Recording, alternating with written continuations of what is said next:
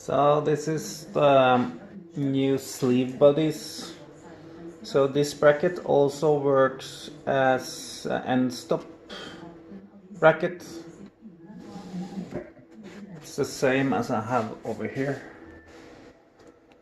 So I had to tape the flag because the optical wouldn't recognize the CPE. So yeah, and then there's this guy which keeps this in place, which is nice. And then we have one body over here. Hope you can see this. And we are going to make some sort of junction box here. So I'm gonna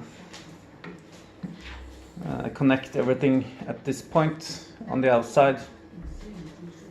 So we can have one connection point, which is nice.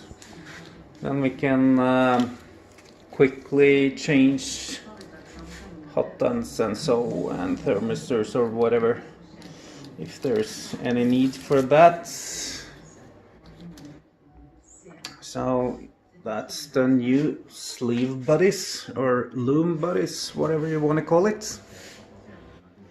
Okay.